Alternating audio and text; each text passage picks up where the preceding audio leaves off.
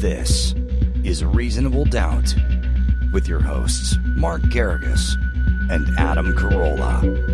Yeah, get it on. Got to get on the church. We're going to get on. Welcome to the best hour or so in the universe. It's Reasonable Doubt. I'm Adam Carolla, Mark Geragos in studio, everybody. It's about time. I haven't been in the same room with you for weeks. Has it been that long? Yeah. Well, I guess, I was out of town the other week, and then you were out of town the last week. All right, so lots to get to today, including a Dragnet clip.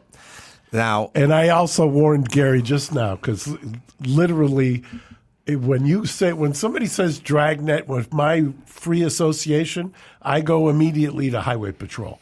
Well, you'll be happy to know that if you watch MeTV or whatever the sort of deep cable channel is, would run Mayberry in the middle of the night and Ironside and all those. Do they have the old Broderick Crawford, the Highway Patrols? I had a restless night. I woke up at 5 a.m. I could not sleep.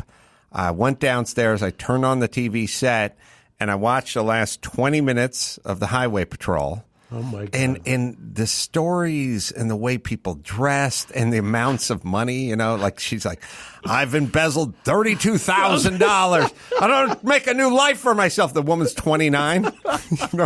She's walking out with a cool 30. And you have to do the mental image. Broderick Crawford, who was a frontline actor in his day, is dressed in the very natty fedora and the suit. And I have a friend who is now a priest, so I won't mention this, but he was quite a rabble-rouser. He pointed out that you will never see on any Highway Patrol episode Broderick Crawford actually getting in or out of the car. You'll see him in the car, but not actually getting out because he couldn't do it. Heavy set, and usually at a .25 when the thing was being filmed. And always, do you remember what the last thing he would say?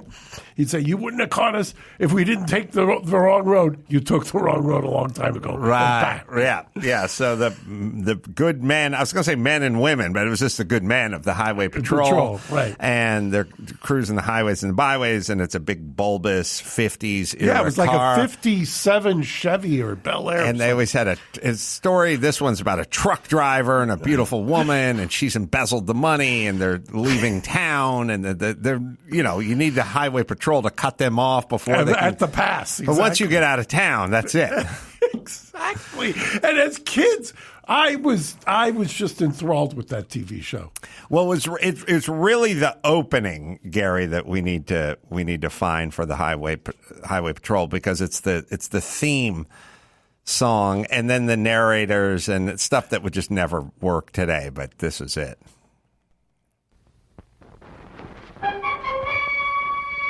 Bum, bum, bum, bum.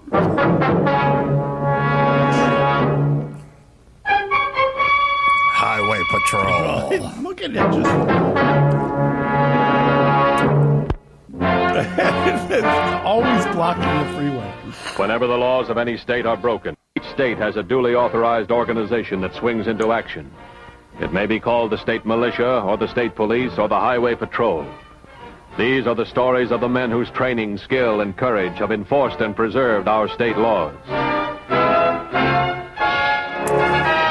so I watched... You watched the end of this? I watched about the last 15, 20 of this. Truck driver. And it was, I bet you this really got you there, didn't it? It was always interesting to me, because at some point they'd need to get information from the guy who ran the trucking company. Mm-hmm. And so they'd come in and they'd flash their tin and they'd go, I'm looking for Tim Johnson. Yeah, what about him? They didn't use a lot of method. Like nowadays, they'd go, hold on, what's the meaning of this? The guy would stand up. You have a warrant. I'm going to go to get your cell phone records. He'd be smoking, and he'd be wearing a tie with a cardigan, and he'd go, what about him? He's a good kid. Well, we need some information on him. And everything was right there, too. Yeah. Like they go, can you give me his truck route from the last 6 months? Here you go. And just be on top of his desk. It was this weird staccato, really fast, back and forth, everything. And it was action packed. Yes. Guy was hit with a blackjack. A blackjack was a mini baton. It was a mini police club. Right. You know what I mean? And if someone was walking by you and you were in a doorway with a blackjack was the size like a kielbasa. You know, if you whack someone with the blackjack, they just went down. I've never seen anyone hit with a blackjack that went, "What the fuck? God damn it! I think you cracked my collarbone." They just go boom. You would knock them out. It was like a handheld roofie. It was like boom, blackjack down. I don't know. You'd hit them around the upper shoulder and the back. I never thought of that, but that's a perfectly good observation on human nature. What is it about a blackjack as opposed to a nunchuck or something else that they were always out? They knocked them out immediately, and then they'd steal their outfit and get in a truck or whatever. There was also. They also have they had some holes in their story, like he's got to leave in that truck tonight because he's got perishables in the back. But it was a canvas-covered truck, and we're in the valley. You know what I mean? Like, what do you got, bananas back there? You need to refrigerate it, but they couldn't spring for one. Right, because it would have cost extra. Right. So then they drove. It was the same truck that was used the episode before. Right. Right. And the woman who embezzled the money was an attractive blonde. Right. She had made sweet love to the trucker, convinced him they were in love, and they took off out of town. But she was a little two-timer. She was a two-timer. And so they stopped at a diner, and she jumped into another guy's convertible. And then they did this move where she goes, "Mind if we listen to some music?" And she turns the radio on, and the radio comes on. APB for a blonde woman who stole $31,000 from Municipal Bank. And then she, of course, turns it off. Like, why turn the radio on? APB was the acronym for All Points Bulletin, which you never hear about anymore. When was the last time you heard an all points bulletin? Never. There's just Amber Alerts, super depressing Amber Alerts. Yeah, I get an Amber Alert, and I you want to kill yourself. But why APB was always kind of a dragnet. Why risk turning on a radio when they get busted all the time? They turn the radio on. They go, APB, look out for, and they describe the person that was sitting in the passenger. Then the guy was driving and go, "Oh, what's going on here?" But that opening scene is so funny because that's those two CHP cars are blocking the highway in kind of a V shape, and that used to be what they would do. Right. In fact, as recently as the early 80s, there were two guys who were kind of on clients of my old man's who had robbed a series of stores and were under the influence of something and had seen the CHP doing one of those maneuvers where they kind of weave in Traffic break. And the two guys thought that they were going to, it was like the Highway Patrol, because they were about our age at that time and had probably grown up on Highway Patrol. They thought they were going to close the highway for these guys and actually killed the CHP officers, or at least one of them. And you could blame Highway Patrol for that because these guys mistakenly, all the guy was doing was there was a mattress or something up farther down the 10 freeway. In lanes. Yeah. Yeah, the thing about those shows, and it's an interesting thing about production, like she leans over after she jumps into this convertible. By the way, every guy back then was hot to trot. There were no gay guys. There's no happily married guys. Like he's walking out of the diner, and she comes up and goes, "Say, could I get a ride?" And he's like, "You sure could. Hop in, bud." Like he's just ready to fuck anyone he sees in a parking lot at any time. That was before monkeypox or AIDS or anything else. All you had to be is attractive. But she jumps in. She turns, she goes, "Mind if I listen to some music?" "Sure thing, dame." He turns it on, and it's APB. Oh, go. But what I'm saying is, shouldn't you have had a little head on that? Like you go, and that's why I smoke Lucky Strikes. Right. Now in the news, there's an APB. But no, it starts cued. It's queued up perfectly to the beginning of the... Well, they do it on the TV, you know, the guy was... It went faster. It went faster. It went much faster. You know what's going too fast is this show Before I Pay Some Bills. Geico. And by the way, spelled correctly. Yeah. The Do you own or rent your home? Yes. Gary's giving me the dirty look. Sure you do. It can be hard work. You know what's easy? Bundling policies with Geico, G-E-I-C-O. Geico makes it easy to bundle your homeowners or renters insurance along with your auto policy. It's a good thing, too, because you already have so much to do around your house. I mean, by the way, if you're a homeowner and you don't have Geico, you're licensed to be a janitor. Go to geico.com, get a quote, see how much you would save. It's Geico easy. Visit Geico today. That's GEICO.com. Right, Gary? That's right, geico.com. All right. But wait, I got you sidelined. Now you got me sidelined. Well, you didn't because I watched Highway Patrol. Well, how did I know when you told me about Dragnet that you had watched Highway Patrol? What is the association? Certain kismet there because it came on right before it, and now it was 4:40 when I turned on Highway Patrol, and then that gave way to Dragnet. Now, the reason we're talking about this is it takes place in Los Angeles, and this one has to do with drunk driving, DUI. And I was watching it the whole time, and you've dealt with some vehicular manslaughter cases. When I first started practicing, I think I lost count after handling close to 1,000 DUIs. I mean, I used to do DUIs. It was the greatest for a young lawyer, the ability to cross-examine cops, have experts in every case, have to pick a jury on something that is socially unacceptable behavior.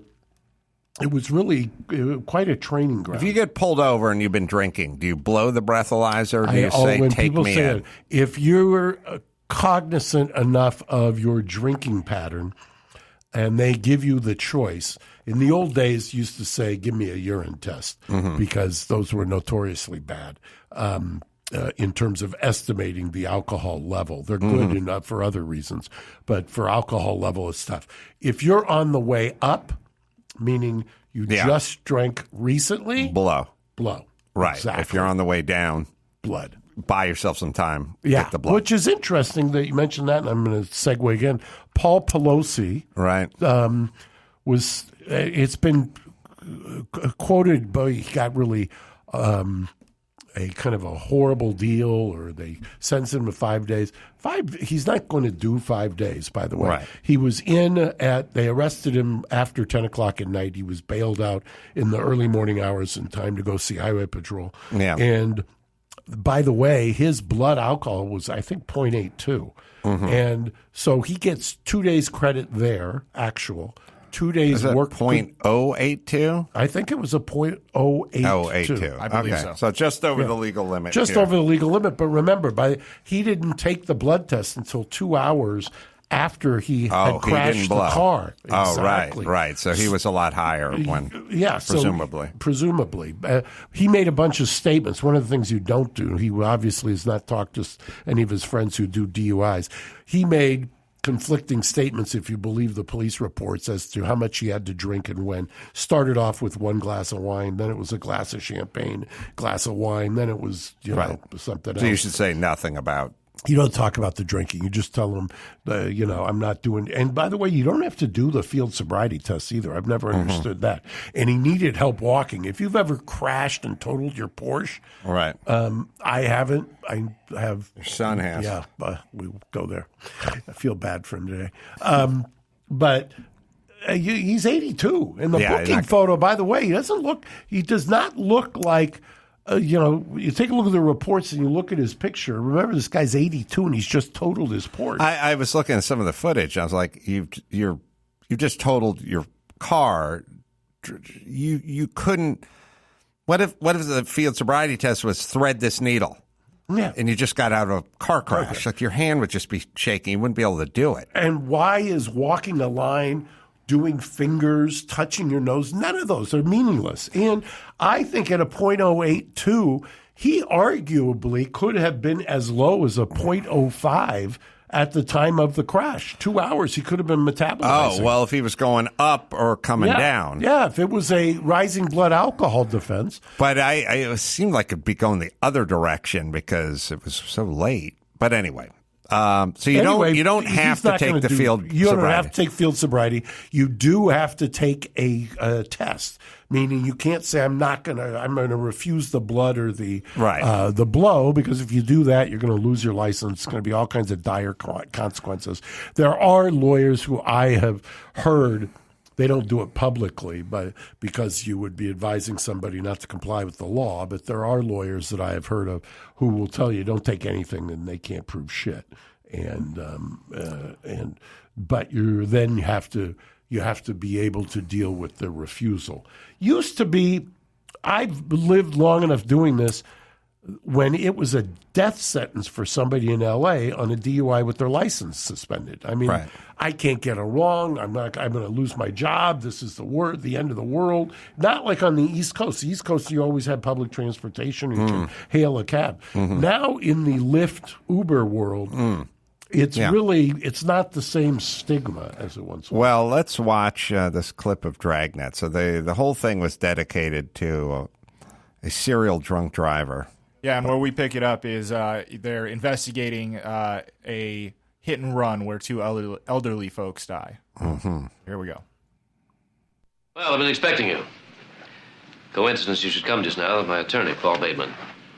My name's Friday. This is Bill Gannon. My car is parked in the garage of this building on the second level, space 36. My attorney tells me you'll probably impound it as evidence. He further advises me to make no additional statement. That correct, Paul? That's right. I've informed my client of his constitutional rights. Please state the charge. All right, sir. Mr. Fillmore, you're under arrest for 20,001 VC, hit-and-run felony, and 192.3 APC, felony manslaughter. All right. Suppose we have to go downtown, huh? Yes, sir. So they go downtown. Fillmore would be booked on 2 counts of hit-and-run felony and 2 counts of felony manslaughter. How much longer is this going to take, Paul? All right, hold on. I like he's killed 2 people, but he doesn't like the fact that he's sitting there, he's checking his watch, and Paul Bateman is the most laid-back lawyer I've ever seen. He's going to be late for lunch. He usually has a 3-martini lunch, and he wants to know if we can just kind of move this whole thing along. Well, back in those days, this 3-martini lunch would be right around the corner from Parker Center at the Little Joe's. Do you remember Little Joe's? No. Oh, Little Joe's, the restaurant. That is where all of the downtown establishment would go and get hammered by the 1:30 appearance. You could not understand most of the judges who were on the bench. All right, so his lawyer and he are both staring at their watch. Now, mind you, he's killed 2 people and fled the scene. See, right. All right. Go out on bail in time for lunch? Fine. All right, Sergeant Friday, lead the way. Don't look so hangdog. How old did you say those 2 were that you say I hit? The woman was 67. The man was 73. Well, I'm sorry, but it isn't as if they were going to live much longer anyway. All right, hold it there. Would you advise your client, if you had a client that was combining ages and doing calculations like you work for an insurance company, would you advise him to zip it at that point? It's like 6. Were they in poor health? I don't even understand. How old are you, Mark? Because you may not be too far away from just having the defense to my demise. Would you ever do a defense that this person was going to die eventually?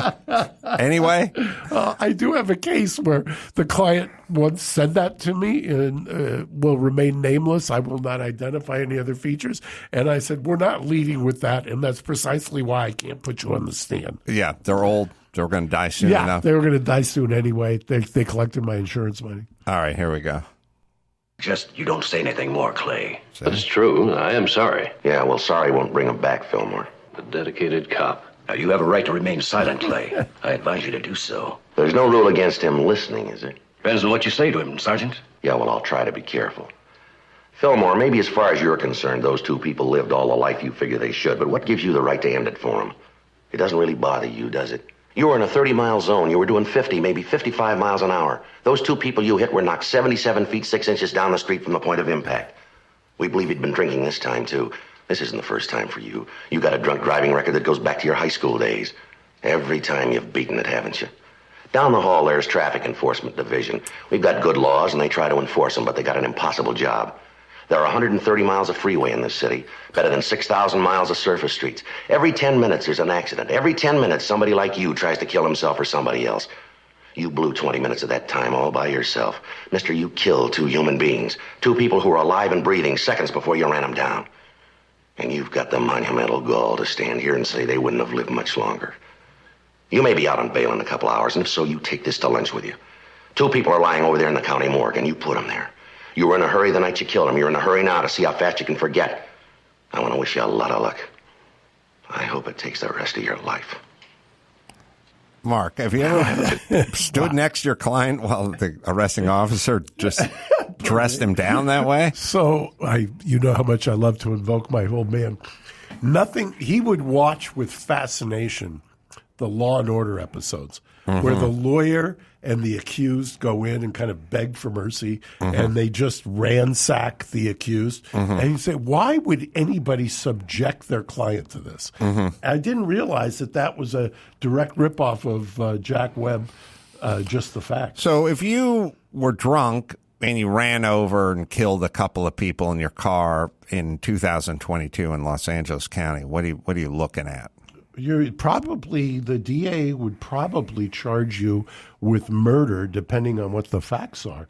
And I mean, the evolution of the law has changed just dramatically in the last 30 years. I mean, it's not even close to what it was when we were growing up. We're going to tease what kind of time this guy ended up doing. First, I'll tell you about Hartford. That's right, American Hartford Gold. Inflation at a 40-year high ever since I left North Hollywood High. Was the highest, and now we've even beat that. Interest rates skyrocketing. Experts like J.P. Morgan CEO Jamie Dimon predict a recession using terms like economic hurricane. Protect your future. Do what I did.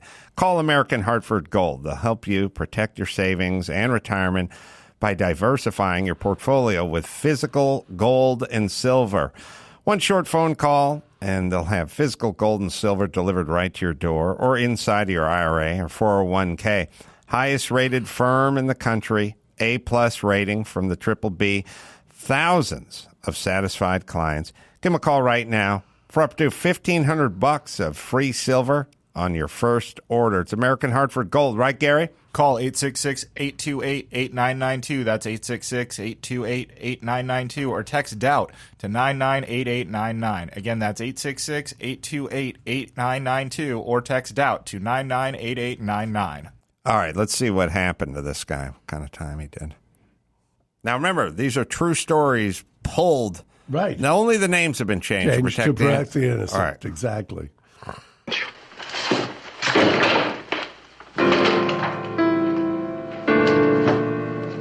A complaint against Clayton Fillmore was issued by the district attorney's office. 3 months later, the case came to trial. 3:15 p.m., Friday, September 15th. Well? Well?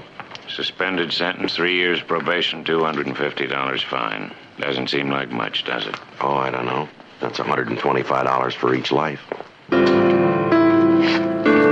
Mark, you're a good lawyer, but are you so good that if your client killed 2 people driving drunk that you could get them? Maybe Paul Bateman was having lunch with the judge right down the street at Little Joe's or the Velvet Turtle. Actually, no time and $250. But again, so I'm guessing if the Hall of Justice was in action, that this would have been 74 or 5? This is in the 60s. This episode came out in 67. Wow. Mm-hmm. And look, the $250 fine is, today's dollars would be like $1,300. Right? Yes, and probation. I mean, you can't get probation on a non-drinking death case, manslaughter or whatever. Yeah, right. I mean, Jesus. All right, but the story continues, Mark. Oh, wait. There's more? There's more. 5 months had gone by since the Clayton Fillmore trial. 6 p.m. We were just getting ready to go home for the day. Got one for you to go on. Traffic wants us to cover. They're short-handed. 2-car pileup at 6th and Bixel, a rough one. Yes, sir. 4 victims involved. Yeah. 2 DOA, 2 critical. Now, We left the office and headed across town for 6th and Bixel Streets. Any guesses as to who may have hit that? Man and wife driving the impact vehicle. Yeah. Mr. and Mrs. Clayton Fillmore. Sure is a mess, isn't it? Sure is. We talked to the doctor in attendance. He told us that Clayton Fillmore was under heavy sedation and could not be talked to. Mrs. Fillmore was in better condition. What at first appeared to be a critical condition was further diagnosed as traumatic shock. She had 7 broken ribs and was suffering from contusions. The doctor said we could see her for a few minutes. So this is the wife who was in the car, who earlier in the episode was going to leave him because he wouldn't stop drinking and driving. She's going to explain what happened. Mrs. Fillmore? Clay. Have you seen Clay? No, ma'am. He's under sedation. Oh, dear God, how did it happen? How did it happen? Well, Clay by the way, promised me. What's that, Miss Find out how Fillmore? it happened. He said if I'd drop the divorce proceedings, he'd straighten out. He hasn't, has he? Doesn't look like it, ma'am. He killed those 2 young girls, didn't he? Young girls Yes, now. ma'am. I wish I were dead. What? Oh, how I wish I were Oh, dead. okay, I hear you. Try to take it easy, Miss Fillmore. Did I tell you what happened to Clay? He's going to lose both his legs. Both his legs. Yes, ma'am. He was in a hurry to get to this cocktail party. He had a few drinks in his office before he left. I tried to tell him not to have any more to drink. He wouldn't listen. He never does. His drinks cost him his legs. Yes, ma'am. We were late leaving his office. I tried to tell him. He said not to worry. We'd make it on time. All right, hold on a second. At some point, shouldn't she drive? He's drinking at his office. This is before when a designated driver. He's You have late to a imagine. cocktail party, and she's jumping in the car with the guy she was going to divorce because he couldn't get off the sauce. Sauce, yeah. Yeah. Yeah. All right, so now, Mark, in your estimation, it's 2022. You're in this county. Yes. You've now killed 4 people. And your age argument's out the window because these were teenage girls. Okay. So what do you would think? you get in 2022?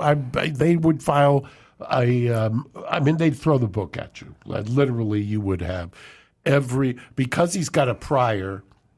And what was this? 3 months later, he's probably on probation. He'd never get out. 5 months later. 5 months later. Make a difference. Yeah. That'd be it. That'd be it. Never let out of prison. Never get out. 4 dead people. Yeah.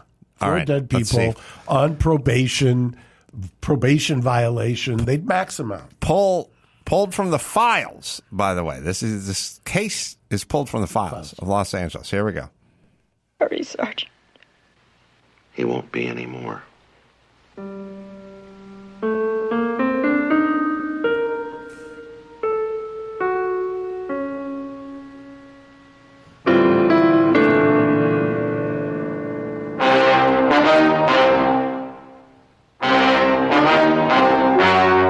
The story you have just seen is true. The names were changed to protect the innocent.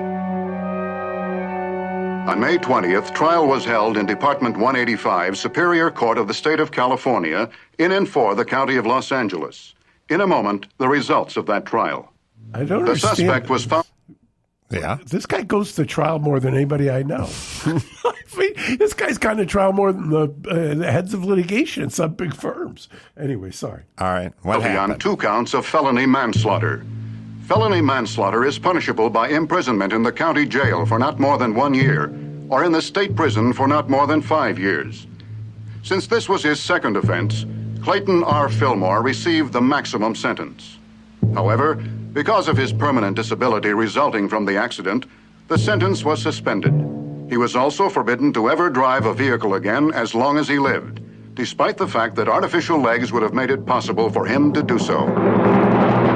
That's just stunning. But No you know time? what it's No time? no time. No time. No time. 4 dead people. Yeah. Almost a basketball team, or one extra for the big 3. Well, yeah, exactly. That's a team. 4 people in 6 months. And Nothing. nothing.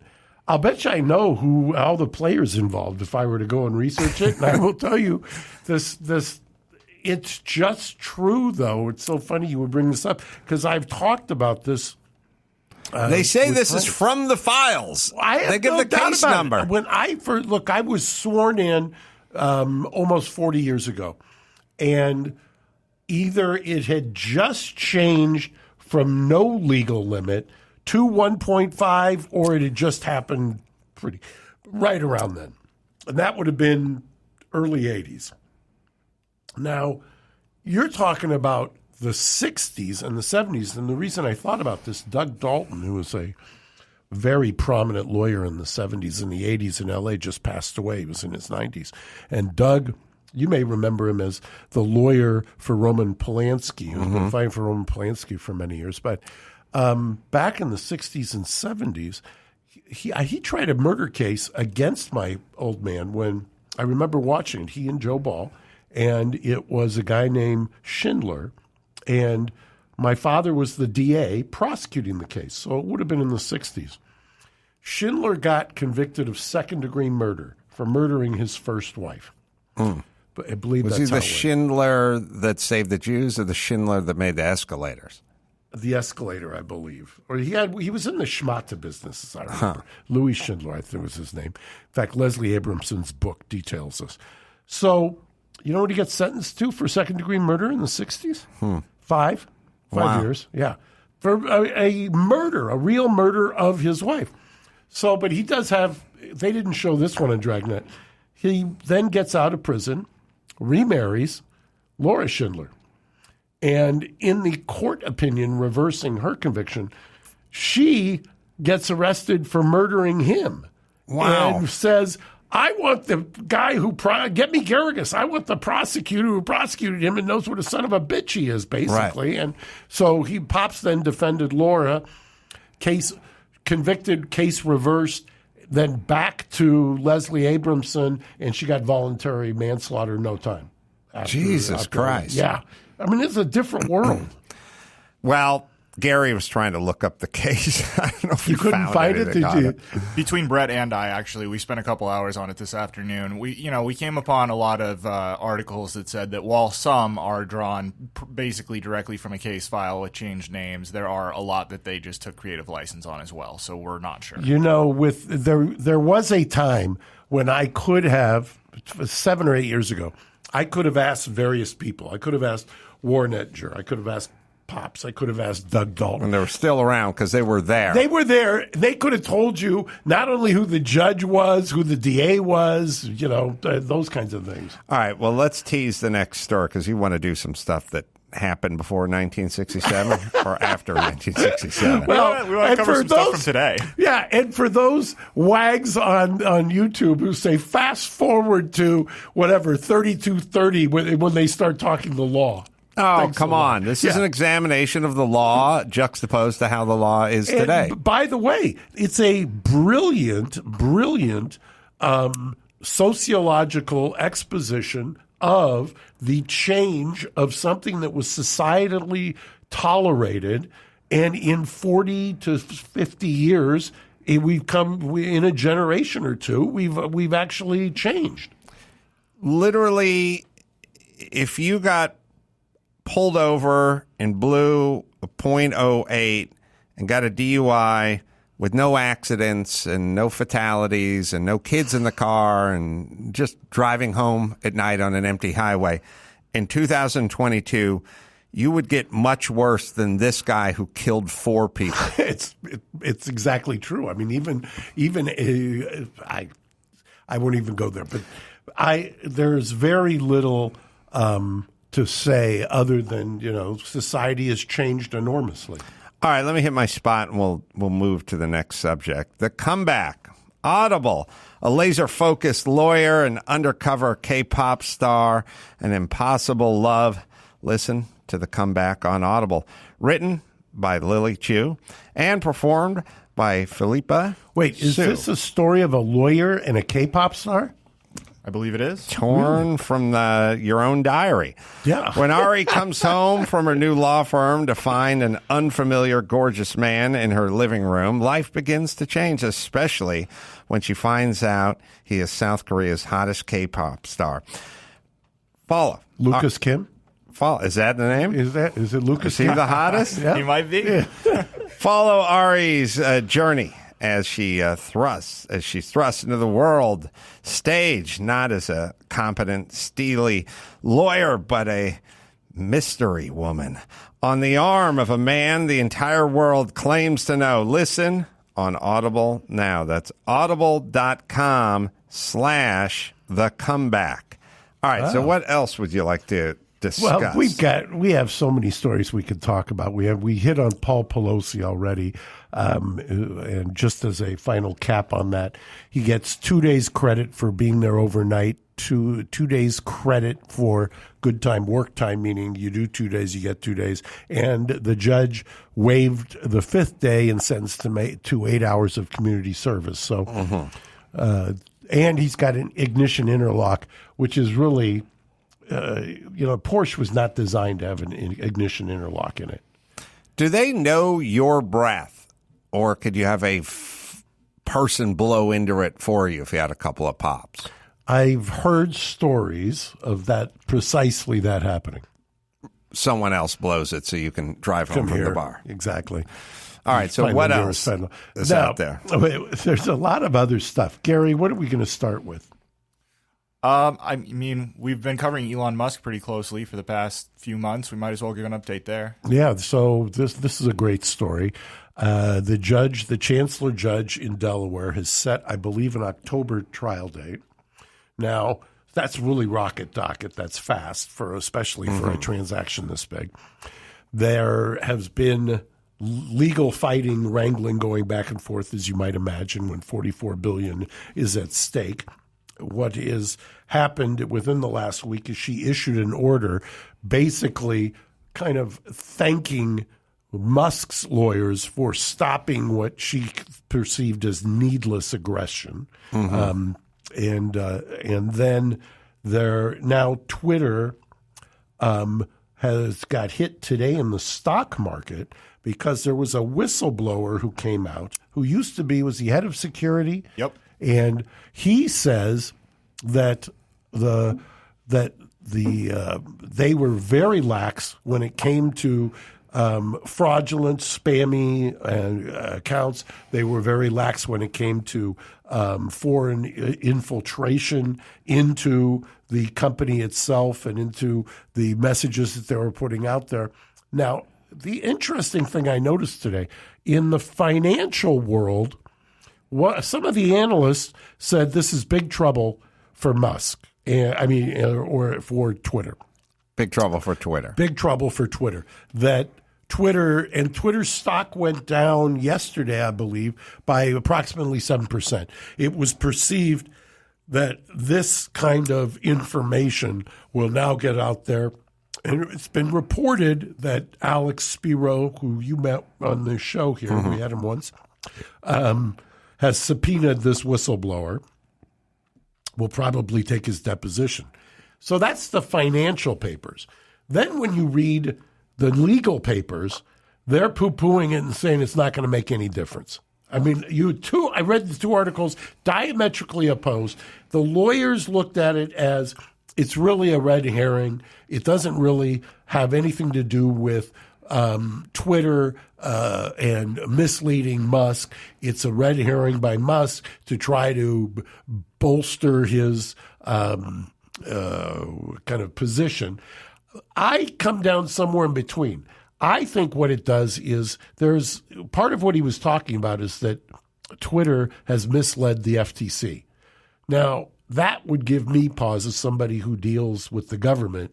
If I'm advising Twitter, I'm going to say, you guys might want to cut a deal because the last thing you want is somebody out there mucking around with your consent decree with the FTC. That can spell gloom and doom for you and the value of your company. And he may pay more.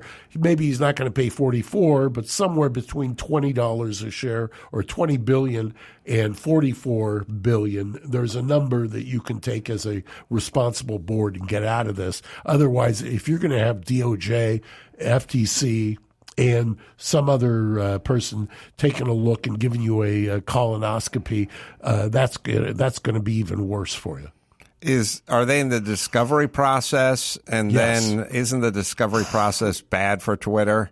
Is there going to be more of this coming out? You would think that there would be more, and you would think that if this guy gets some traction, that as people are leaving Twitter, they're going to want to torch the place. And so that will normally, it's not unusual. I've seen it in other corporations when the people who generally take corporations down to size are people who feel like they were treated very poorly and leave under untoward circumstances, and then they know something that the company was doing, whether it's illegal, unethical, or whatever, that usually will cascade. And when you've got these battalions of lawyers on both sides of this, I just don't know that this is a win for either side at any point. It's probably a win ultimately for Musk because he's not going to have to pay as much as he thought he was. So should Twitter have just let him leave? I'm taking them $1 billion or whatever was carved out and not Twitter get into this. Yeah, I don't see the upside. The real upside to this, if you know what I mean. It just doesn't feel like there's going to be an upside. It feels like this is going to expose all kinds of things. I think the relationship between Jack Dorsey and Elon Musk is such that he probably knows or did know things, and they're a little scared about that because they've asked for the legal documents in discovery that would show who they plan on calling as potential witnesses. That was one of the decisions. Well, if they're going to bring in Jack Dorsey, and Jack Dorsey knows where some of the bodies are buried and knows about FTC problems, and this judge is going to let him talk about that, or if he had warned Musk at some point, this complete hypothetical, those are devastating things to a public corporation. What other subjects and stories are you thinking about? I've got another one that Gary likes. See if you can guess it. Which one? The only one that comes to mind is the one I'm asking you to avoid. Which is? No.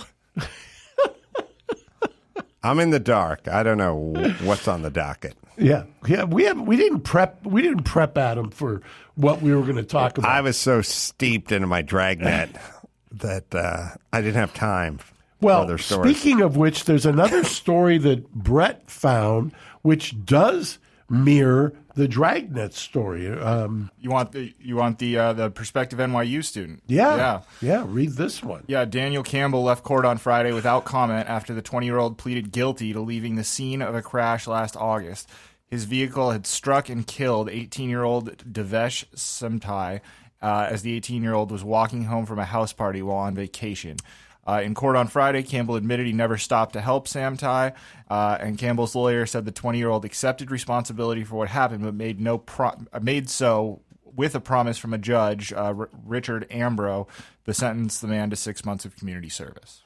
So no time. Yeah, and it was in New York, correct? Correct. Yeah, for hit and run felony, probably a DUI, but they couldn't prove it? Yeah, the presumption a lot of times is that when there's a hit and run, that you must have been under the influence, and that's why you ran. So, sometimes that's true, and sometimes it's not. How can you prove that you knew you hit somebody? Well, I've got one of those right now. It's shocking to me how people assume that you know. I mean, how many times have you been on the 605 freeway? And I say that because I've lost so many windshields on the 605. A lot of gravel. Yeah. And it hits the windshield, and your windshield explodes in one spot or cracks. How do you know what it was at, or whether you hit some person who was? Well, I guess if you hop the curb and you get up on the sidewalk, we can predict that you were drinking. Although I think, God, what's his name? The ex-Kardashian husband, Rob. I'll think of his name. Scott Disick? Scott Disick, sorry. Scott Disick. He rolled his Lamborghini SUV the other day, and they didn't give him a speeding ticket or anything. They just...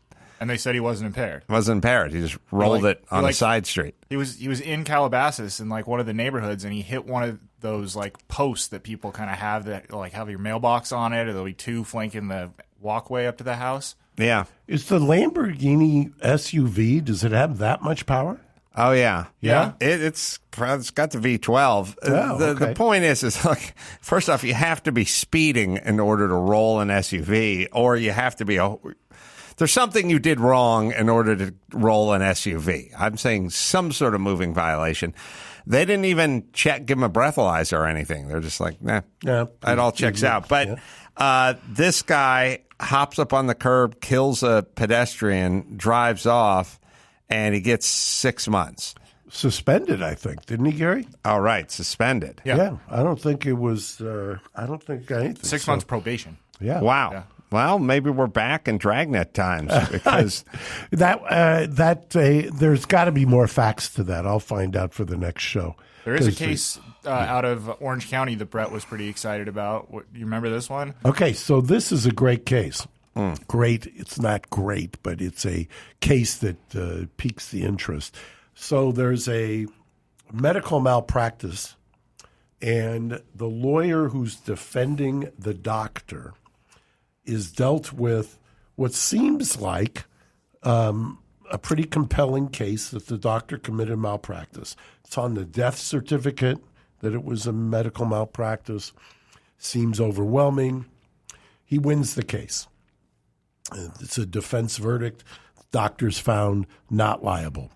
He then goes and celebrates, as you might.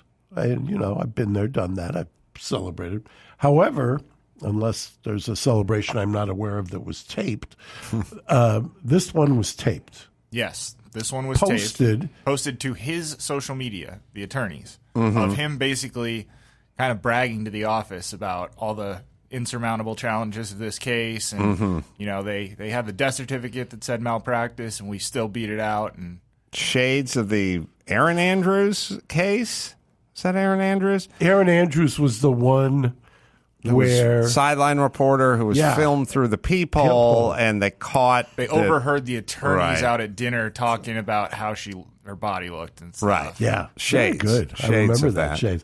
So the judge, very well respected judge in Orange County, gets wind of this because it was huge in the legal community, and I think broke through in mainstream news as well, and just threw out the verdict and gave him a new trial. So the guy won the case? The doctor's lawyer. So the doctor won. The lawyer who won it for them, represented him, after the case is over, is out there bragging, posted on his social media, case thrown out. Why? And now he gets to retry it. I've been asked that question. And I say it's the integrity of the system. I mean, that if people would have no faith in the system if something like that were allowed to happen. I mean, I understand it. I can understand the other argument, which is if I'm the doctor, I've committed or been alleged to commit malpractice. I don't think I did it. I get this lawyer. Presumably the lawyer was picked by my insurance company because I've got med mal coverage. He did what he was supposed to do. I won the case. Why am I getting punished because my lawyer does something afterwards? I mean, that's the argument. Do you go with the same guy? He's good enough to win. But obviously there's we got to quarantine him. You got to quarantine him and keep the phones at the somewhere locked what was up. he? Was it doing a victory dance or was he giving out official particulars? No, it was more kind of braggadocio, if you want to. Was this blowhardism? Yeah. Yeah. But see, my impulse would be like, during discovery, we never did give him the Johnson file and they were fucked without it, and then we'd go, where's the Johnson file? Like that kind of mechanical stuff. No, I understand. There was something you played hide the ball. You admitted to doing something. But just doing a victory lap seems weird. I think that there was such an uproar that they had to do something. They had to do something. What were you going to do? And I'm sure that there probably was more to it. All right, why don't you hit your last spot over Rocket there? Money, best for last. Need to make a budget but never do? Missing credit card payments? Afraid to look at your bank statements? Take back control of your financial life. Meet Rocket Money, formerly Truebill, our favorite financial app. Why did Truebill change its... I was just going to ask this, and it's right here in the copy. Why did Truebill change its name to Rocket Money? Now backed by Rocket companies, Truebill has grown from a bill management app into a full personal finance empowerment tool. Rocket Money helps over 3.4 million people with budgeting lower bills, canceling subscriptions, and more. Their members save on average $700 a year. Rocket Money, everything I've loved about Truebill, and I've talked about Truebill on and off the air, with a fresh look and feel. Isn't that right, Gary? That's right. Start canceling your unused subscriptions and save money at rocketmoney.com/doubt. That's rocketmoney.com/doubt, or download the app from the Apple App Store or Google Play Store. I hear we both have hard outs today. Yeah, we do. Why is that? I'm doing Tucker Carlson. Oh, I'm doing, I think I even had the van delivered here. Who's on right before Tucker? Jesse Waters. Yeah. Oh, great show. Yeah.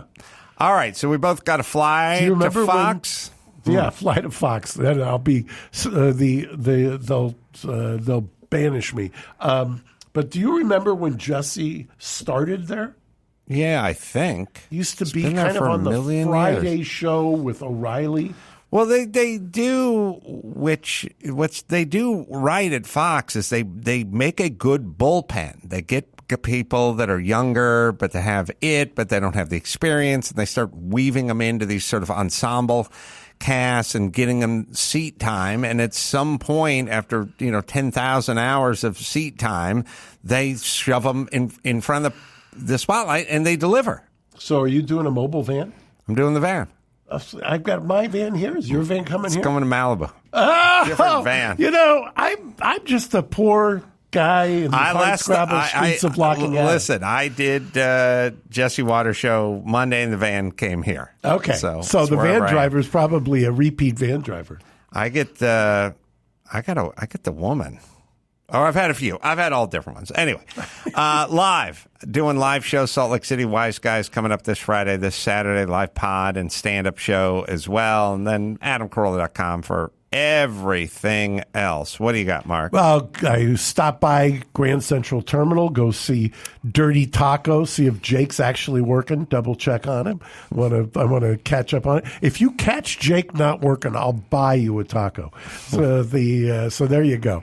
And if you're in downtown LA, come by Engine or 10E for Mediterranean tapas. And if you're in Terminal 8 at LAX, stop by Engine Company 28 there as well. So, until next time, Adam Carolla for Mark Geragos saying mahalo. Thanks for listening to Reasonable Doubt. Tune in next Saturday for an all-new episode.